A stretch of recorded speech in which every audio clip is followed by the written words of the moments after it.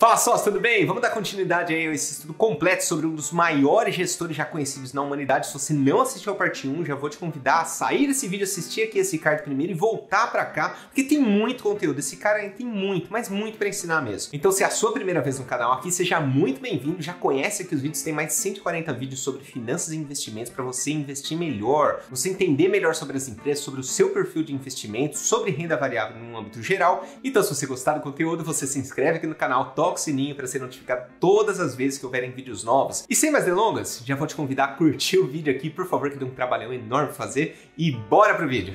E agora a gente entra numa parte que é até engraçada, tá? É até engraçada. As 13 características de empresas que o Peter Lynch buscava para escolher as suas ações. Então, a primeira característica que tem que soar horrível, tem que ser uma empresa assim que você fala, meu Deus, as pessoas vão ter vergonha de ficar falando sobre essa empresa. Por quê? Porque não atrai o público, não atrai a publicidade, faz algo estranho, também não atrai, não é sexy, né? É mais legal você falar uma empresa que faz um holograma, tá trabalhando com inteligência artificial, isso é sexy, isso atrai publicidade, isso atrai os consumidores. Agora, quem faz algo estranho não atrai tanto, então ele sempre estava buscando aquela empresa que ninguém estava vendo, que quando fossem ver, ele já seria tarde demais se ele entrasse agora, mas ele já estava lá, as pessoas viram, pô, isso é legal, aí vai lá e explode, né? Esse era o objetivo dele, muito legal. Faz algo desagradável, então lá ele trabalhava muito com funerária, com empresa de lixo tóxico, ele até comenta aqui, ó, no ponto 6, eu acho, depois já comenta, é empresa que trabalha com lixo tóxico, algo bem desagradável, sabe? É uma spin-off, ele gosta muito de spin-off, por exemplo, Banco do Brasil, Seguridade, ele adora esse tipo de empresa, porque ele entende que a empresa principal quer capitalizar mais ainda aquele segmento de atuação. Bem legal. As instituições não têm, os analistas não seguem, então você pode ver que tudo que ele está falando aqui é relacionado a achar uma empresa que ninguém está de olho e é boa. É envolvida com lixo tóxico, comentei aqui com vocês. Há algo depressivo nisso, por exemplo, funerário, né? A gente está falando de mortes, né? As pessoas não vão deixar de morrer, né? Mas ninguém quer ficar soltando uma publicidade a respeito de uma empresa. Nossa, a funerária tal está crescendo 20%. É uma notícia que não é legal, né? Então é isso que ele busca. É uma indústria sem crescimento, isso aqui é bem interessante, que ele fala de alguns exemplos de empresa que ele visitou, que ninguém queria visitar, mas cresceram demais. Por exemplo, empresas que vão lá e entregam especificamente faca e garfo de plástico, e é isso, né? Não tem muito para onde crescer, ninguém tá olhando para aquela empresa, de repente a empresa dá um boom, esse é o ponto, né? Ninguém tá olhando para aquilo, porque quem que tá preocupado, ninguém fornece faca e garfo de plástico, ele gosta de empresas sem visibilidade. É uma empresa nichada, ele gosta de empresa nichada também. Pessoas precisam continuar comprando, por exemplo, você vai precisar continuar comprando um caixão para quem precisa, você vai continuar precisando comprar isso. Você precisa continuar comprando comidas, precisa continuar comprando cereal. Ele gosta desse tipo de empresa porque isso só garante a perenidade daquele setor. E ele sempre ficava meio que de fora de empresa de tecnologia porque é algo muito mutável, tá? Se beneficia do crescimento dos outros setores, até coloquei em negrito, porque isso aqui eu gostaria de falar especificamente até em tela grande, né? Ele viu um movimento que tecnologia estava crescendo demais. Só que na época você não sabia quem que seria o grande fornecedor de disquete, quem que seria o grande fornecedor do personal computer, quem seria o grande fornecedor, mas ele enxergou o seguinte: a Microsoft ela vai se beneficiar de todos eles. Ela vai fornecer o gás que alimenta essa indústria. Então, ao longo do caminho, muitas empresas faliram, muitas empresas fecharam, muitas startups não deram conta. Tinham 200 empresas para começar a fazer disquete, sobrava uma ou duas, mas a Microsoft estava sempre entregando, estava fornecendo gás para aquilo. No Brasil, uma empresa que eu acho muito interessante, que vale a pena o estudo, vou até deixar o card aqui em cima para vocês darem uma olhada, é a Ipera-Pharma. Não importa se é Extra Farma, se é Raia Drogazil, se é Pague Menos, se é Drogaria São Paulo, que vai crescer, que vai explodir no ramo de farmácias. A Ipera-Pharma vai ser o gás, vai ser o combustível para todas elas. É esse o tipo de visão, essa vantagem competitiva que ele valorizava demais. Os insiders estão comprando, aqui é bem interessante, né, que o pessoal fica com muito medo quando alguém está vendendo ações das empresas. É o seguinte, você é diretor de uma empresa, você vai lá e vende porque suas ações multiplicaram por 15, 30, isso é super comum, não tem problema nenhum. Isso não demonstra necessariamente um mau sinal da empresa. Ele diz isso no livro também. Mas, se o diretor, o presidente, está comprando daquela empresa, isso sim, quase que necessariamente, indica um bom sinal daquela empresa. Significa que eles sabem de alguma coisa que está para acontecer. Significa que eles acreditam naquele projeto, que eles estão crescendo. E por último, a companhia está comprando suas ações novamente. Então ele gosta bastante de empresa que vai lá e recompra as suas ações. As 7 ações que ele evitaria, agora eu vou passar um pouquinho mais rápido, senão esse vídeo vai ficar enorme. Vou passar os principais pontos aqui para você. Muito obrigado, tá até agora me ouvindo, tá? Inclusive te convido a curtir o vídeo aqui, porque deu um trabalhão. Você imagina o trabalhão que deu para fazer esse vídeo, tá? Curte aqui só para dar uma força mesmo. Se inscreve no canal, toca o sininho, porque tem muito mais vídeos como esse aqui. Então, ações que ele evitaria, a ação mais quente, aquela que tá super na publicidade. Você vê que ele é uma pessoa que gosta de ir bem no low profile mesmo, né? A ação da indústria mais quente, a indústria de tecnologia, a ação daquela indústria, ele foge desse tipo de ação também. A ação mais comentada na publicidade, indo de encontro, parece que ele está se repetindo aqui, né? Ele está, aquela que pessoas estão comentando no ônibus ou no trem. Começou a surgir um murmurinho em todo aquele lugar, no churrasco, tá todo mundo querendo te explicar sobre aquela ação. Sai fora dela. A próxima alguma coisa, próxima Amazon, próxima Magazine Luiza, próxima Microsoft, próxima Apple, ele foge de tudo isso. Inclusive ele dá exemplos de filmes, né? O próximo filme tal nunca é igual o filme anterior, né?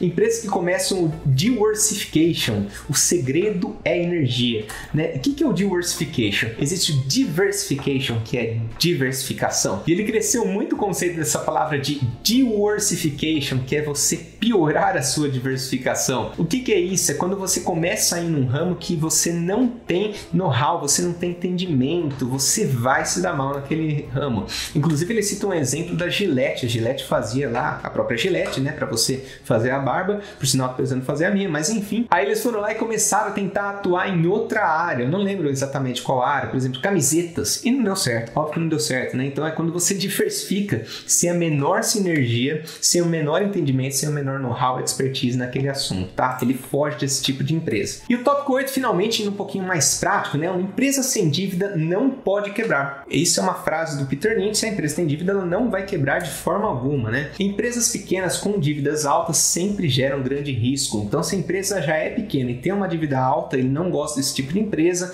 ele acredita que tem um risco maior do que o normal, né? Se é uma empresa pequena com uma dívida controlada, ok. Se o payout é de 100%, que não tenha realmente mais para onde crescer e que esteja bem protegida. Então, não adianta nada o payout de 100, 110, 130% e aquilo lá não ser sustentável. A empresa não está de fato consolidada com várias vantagens competitivas, com várias vantagens de porter, com várias vantagens como ganho de escala, poder da marca, hábito de consumo, dificuldade de mudança. Se não tiver bem protegida, se não tiver com vários focos econômicos, não vale a pena você se tornar de fato uma empresa e distribuir aí 100% dos dividendos. Talvez você tenha mais onde investir para se consolidar melhor no mercado. Empresa boa pagadora de dividendos possui um bom histórico de pagamentos. Isso é bem importante, como a Kellogg's, que está crescendo a distribuição de dividendos há mais de 50 anos. Então não adianta você pegar uma empresa, ela está pagando 15% de dividend yield nesse ano. Vai ver o histórico, ela nunca pagou dividendos, é algo extraordinário agora e não faz nenhum sentido, né? Então, se for para investir em empresas de dividendos, que elas têm um ótimo histórico no mercado, tá? Histórico bem consolidado. Facilidade em aumentar a sua receita sem perder clientes. Se pega, por exemplo, uma Coca-Cola que vende não sei quantos bilhões de latinhas por mês, você vai lá e simplesmente adiciona 1 centavo, você tem um ganho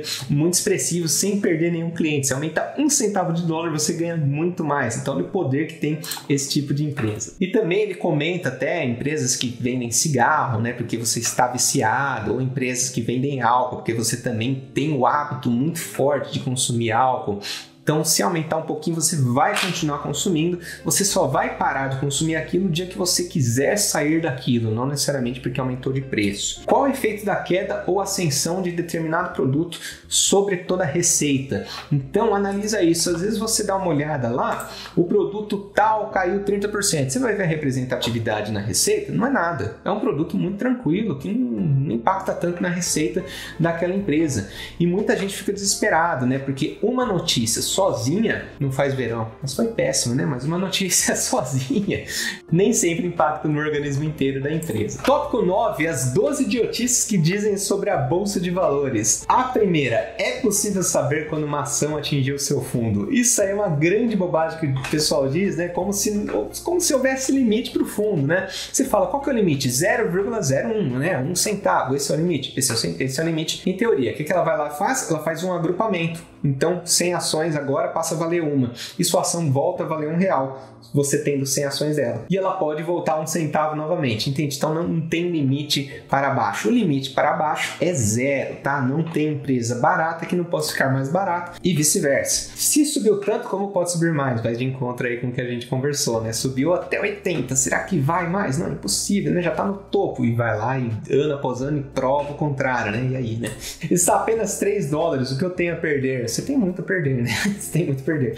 Eventualmente, ela sempre volta. Isso é um erro que afeta os investidores assim de uma forma muito forte mesmo, tá? Eventualmente volta é uma frase extremamente errada que você pode utilizar durante a sua vida de investimento. Por favor, não faça isso. Não é garantia que volta. Eu fiz um vídeo, inclusive, comentando sobre a economia da Argentina como um todo. E aí eu não tô falando de ação, porque é muito mais provável uma economia de um país voltar do que uma ação específica, é muito mais provável. E quando você pega o exemplo da própria Argentina ou da Venezuela, aí que você tem que se preocupar mais ainda com a sua ação. Entenda o seguinte, a economia global sempre tende a voltar. A economia por país também já oferece mais risco do que a global. A economia por setor também, mas também já oferece mais risco que a nacional. A economia por ação é onde encontra o maior risco, tá? Então cuidado com essa afirmação que eventualmente volta. Você tem que entender o que está acontecendo com a empresa. Você vai lá, você vai fazer um estudo. Se a empresa estava crescendo os lucros, por 3 anos ela caiu, 5 anos ela caiu, eventualmente volta? Ou essa empresa perdeu os fundamentos, né? Você tem que entender direitinho o que está acontecendo na empresa. Cuidado com essa afirmação. Sempre é mais escuro antes do alvorecer. O mercado não está ligando para sua opinião filosófica, né? Essa é a verdade. Então, às vezes você quer se confortar, não, agora tá num momento de crise, agora as coisas vão melhorar, nem sempre, às vezes leva 3, 4, 5, 10 anos para a economia ela reagir. Ela tende a reagir, mas demora muito tempo, tá? Quando voltar aos 10 eu vendo, já conversamos disso, nem sempre volta aos 10. E aqui eu faço uma observação bem interessante. Eu tenho um vídeo que eu gravei, eu tinha Cielo, vou deixar o card aqui, eu tinha Cielo e eu acabei vendendo porque eu vi que não tinha mais fundamentos na minha estratégia de investimentos e eu simplesmente saí de Cielo e aportei em empresas que eu realmente acreditava. E foi bem interessante porque às vezes você fica amargando aquele prejuízo, né? Nossa, eu comprei a Cielo a tanto, eu comprei ela a R$24. Eu comprei ela a R$24 e agora ela está 8, está 7. Nossa, olha, você fica com aquela preocupação de amargar um prejuízo. A verdade é que eu vendi ela e comprei empresa que eu acreditava. O que aconteceu? A Cielo continuou caindo até 3, 3,50, não sei quanto que está nesse momento, mas está algo entre 3 e R$4 e as ações que eu comprei subiram. Ou seja, o patrimônio que você tem hoje é exatamente igual ao patrimônio que você tem hoje. Ele não olha o passado, ele não quer saber do passado. Então, se você tem 1.000 ações que você comprou a R$24 e hoje elas estão valendo R$7, você não tem mais R$24 mil, você tem R$7 mil, tá bom? Esse é o recado. Então você pega R$7 mil e você aloca da melhor maneira possível dentro da sua carteira, onde você acredita, tá? Por que me preocupar? Ações conservadoras não flutuam muito. A gente tem muito essa mania, né, de ações defensivas, ações conservadoras e na prática nem sempre é assim. Está demorando muito para algo acontecer. Então essa falta de paciência do investidor também, você vê que é um grande erro, né? A Johnson & Johnson, a Microsoft, a Ambev está passando por esse momento agora, elas estão meio que andando de lado, elas estão estacionadas há muito tempo, de repente, bum, explodem para cima, né? P&G também. Então, cuidado com essas afirmações. Acho que a própria Coca-Cola, às vezes demora 10, 15 anos para elas tomarem alguma atitude, tá? Às vezes demora 10, 15 anos para elas se mexerem do jeito que você gostaria, tá? Principalmente se você pega uma empresa que não tem tanta volatilidade, que não tem tantos solavancos. Olha o tanto de dinheiro que perdi por não ter comprado. Grava isso na sua cabeça, pelo seu bem, pro resto da sua vida. Você nunca vai perder dinheiro por não ter comprado. Você nunca vai perder dinheiro. Aquilo já foi e vai continuar acontecendo pelo resto da sua vida de investidor. Vai ter empresas excelentes que vão explodir e você não vai ter comprado. Não tem problema, o importante é você estar confiante dentro da sua carteira de investimento. Não fique pensando que você perdeu dinheiro por não ter comprado. Isso é uma grande bobagem. Eu perdi essa, mas pega a próxima. A gente perde uma, a gente quer correr atrás da próxima, né? Nossa senhora, isso é um viés comportamental muito perigoso. Cuidado, tá? Às vezes você vai começar a enxergar a próxima onde não tem, né? A próxima Magazine Luiza, a Via Varejo, a Centauro, olha aí, né? Não tem a próxima exatamente, né? Espero que elas sejam melhores, mas não a próxima. E Itaúsa não é a próxima Berkshire. Eu espero que seja melhor melhor, mas não é a próxima. Grave isso na sua cabeça. A ação subiu, então devo estar certo. Não necessariamente, você não está certo no mercado. Não se preocupe em estar certo no mercado, se preocupe em ganhar dinheiro, se preocupe em ter uma carteira aderente aos seus investimentos. Tá? Não queira estar certo, não queira, besteira. A ação caiu, então devo estar errado. Não necessariamente, às vezes você está certo, às vezes você está indo bem, né? Às vezes você está indo bem com aquela ação e o mais importante é você acreditar nela, em tudo que você estudou, tudo que você aprendeu a analisar naquela empresa, que você continue acreditando, que tenha sido um estudo, um exercício bem feito para você saber o que está fazendo. Opções, futuros e operar vendido. Reportes de Chicago e Nova York. 80 a 95% das pessoas perdem dinheiro. Pior que as estatísticas de um cassino. Para quem gostou do meu pior, que é bem caipira, lá de interior de São Paulo, mesmo interior, é o seguinte, hoje essas estatísticas elas ainda estão bem danificadas também. Você pega recentes estudos aí da FGV, day trade, operar futuro, operar vendido, continua trazendo aí um grande prejuízo para os investidores. Novamente, eu não vou entrar nessa discussão, mas é o seguinte, né? No momento que você opera alguma coisa, não é renda passiva, né? Pense nesse ponto de vista. Então, não necessariamente quem faz trade perde dinheiro, mas quem faz trade está operando, está na frente da máquina, não está deixando as pessoas, as empresas, a organização trabalhar e gerar dinheiro para você, tá? É algo completamente diferente, além de estressante, né? Acho que é um pouquinho estressante, né? Mas tudo bem. Muitas pessoas querem evitar o caminho, eu adoro essa frase. Muitas pessoas querem evitar o caminho de enriquecer devagar, então optam por tomar o caminho de empobrecer rapidamente. Talvez você gaste de 5 a 10% para evitar uma queda de 5 a 10%. Então, por ano, você vai lá, fica protegendo com opção, fica protegendo com um monte de coisa, e você gasta 5 a 10% para se proteger de 5 a 10%. Warren Buffett acha que futuros e opções deveriam ser proibidos. Eu, Peter Lynch, concordo com ele. Bem interessante, né? Os dois, eles não gostam desse tipo de operação. E o limite de perda em operar vendido é infinito. O que eu quero dizer com isso, né? Se eu compro a 10 e ele vai a 1.000, esse é meu limite de ganho. Agora, se eu vendo a 10 e ele vai a 1.000, ele pode ir para 1 milhão. Né? A ação ela pode ir para 1 milhão, eu posso continuar perdendo, porque quanto mais numa operação vendida, quanto mais a ação sobe, mais eu perco dinheiro. Só que o limite é o céu, né? Não tem limite. Então, cuidado com esse tipo de operação, tá? Os crashes da bolsa. Isso é bem interessante. Os crashes da bolsa dificilmente serão como os anteriores. Então todo mundo fica achando semelhanças gráficas entre os crashes, momentos parecidos, o medo do investidor, como que a bolsa está se comportando, fica tentando achar similaridades. Só que ele traz aqui um estudo muito bacana comparando o crash de 1929 com o de 1987, onde estavam dizendo aqui que em 1987 e 88 a bolsa se comportou como 1929. Mas dá uma olhada nisso aqui que interessante. Em 1929, 66% da força de trabalho era de manufatura, 22% em fazendas, 12% em serviços. Não havia segurança social, compensação de desemprego, planos de pensão, pagamentos de saúde, empréstimos estudantis, seguro governamental em contas de banco e apenas 1% dos americanos investiam em ações.